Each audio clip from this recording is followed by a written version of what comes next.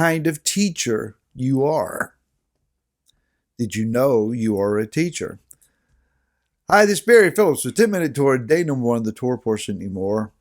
And we are in Leviticus, Vayikra, chapter number 21. And we're going to begin with verse 1 and following, where it says, And Yahweh said to Moshe, Speak to the priests, the sons of Aaron, and say to them, No one is to be defiled for the dead among his people, except for his relatives who are nearest to him, for his mother, and for his father, and for his son, for his daughter, and for his brother, and for his maiden sister who is near to him, who has no husband, for her he is defiled.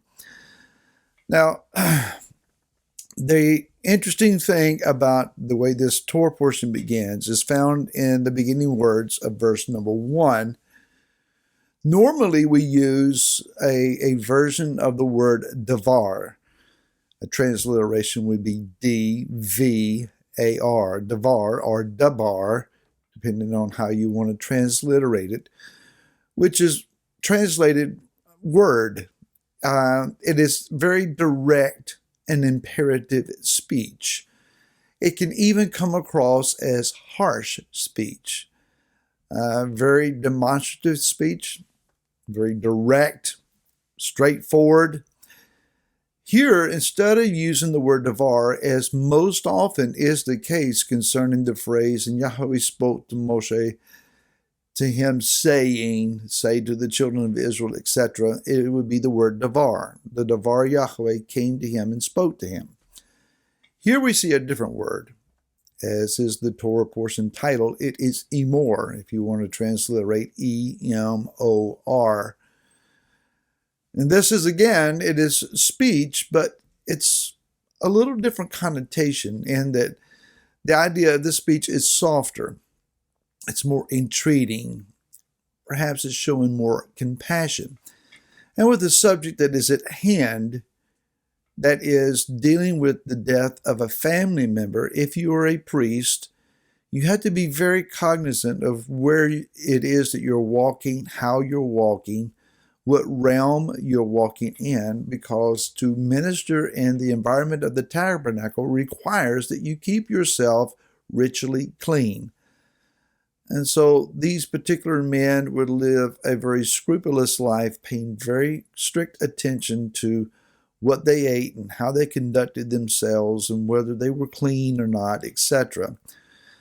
When it comes to the dealing of death with a family member, just touching a dead body would render you ritually unclean. Being inside a tent with a dead body would render you unclean. It could be that maybe a family member inside your tent died during the night and you didn't know it. A priest would want to grieve his family member. And one who is walking in the environment of the tabernacle, offering sacrifices, lighting the menorah, putting fresh bread on the table to show bread, etc., they couldn't do that in a state of grief. And so there is just awareness of somebody's hurting here. And Yah is saying very compassionately through Moshe, very tenderly, in a soft word, Moshe, tell Aaron and his family, the other priest, that this is where they may allow themselves to be defiled for the dead in dealing with death. And so Yah is aware, very much so, of what it means for you and I to have to handle such a grievous situation. But there is a tradition attached to interpretations of this particular verse, where it says, Speak to the priests, the sons of Aaron, and say to them. So he's speaking to the priesthood and to the sons of Aaron, to extended family members. And the rabbinical tradition is that he is saying to the elder priest so that they can then teach the younger priest. That there is one generation passing on information to the other. That is, that the older priests then would be the teachers, and the younger priests would be the students. If you study the Torah, you will learn that a man would serve in his role in the tabernacle from the age of 30 to 50. Now, after the age of 50, then he would become one who would teach, train, and equip. It's not that he would go home and just retire. He still has duties to perform. He can still assist, but his main job then would be teaching, administering, trying to train up another generation. A couple things here. Dealing with another generation. The generation that is coming up after me, after you, they don't learn what we have gained by osmosis, by just hanging out with us. The Torah's instructions contain the idea that while we're walking in the way, while we're lying down, sitting up, at our meals, at our work, as we're moving and going through our day, that we are rehearsing ideas of the Torah. Doesn't mean you can't talk about other subjects and deal with other issues, but there has to be some transmission of Torah principles, understanding, commands to another generation so that they get it. You can live a very honorable life, loving your family, loving your spouse, doing good, attending congregational worship, being faithful in a lot of ways, and people may admire you for it. But sometimes that's not enough. You may garner respect and honor from the generation that follows you. But they also, while they respect you, they need to learn from you. That is, you need to invest in them and take time to teach them. As a father and now as a grandfather, when children are around, they want Papa to tell them a bedtime story typically from the Bible, the scriptures.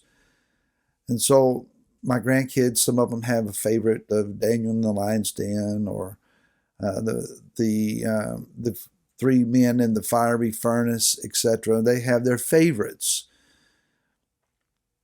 But it's more than Bible stories. That's a great place to start.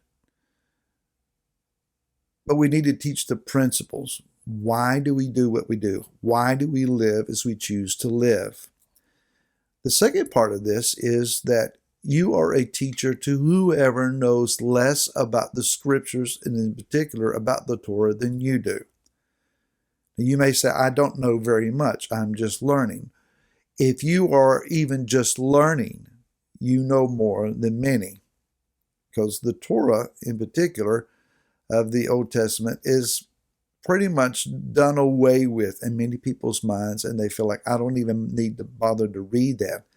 They may read the narrative that is found in the book of Genesis, Bereshit, and enjoy the story.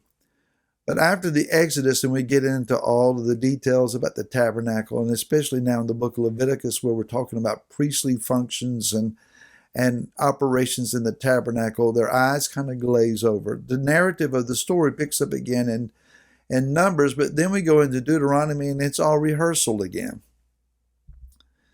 So the entire Torah, they may enjoy the beginning in Genesis up through a part of Exodus, glean through a little bit of Numbers, and they're done. Well, they've missed so much. So it's up to you and I to teach them.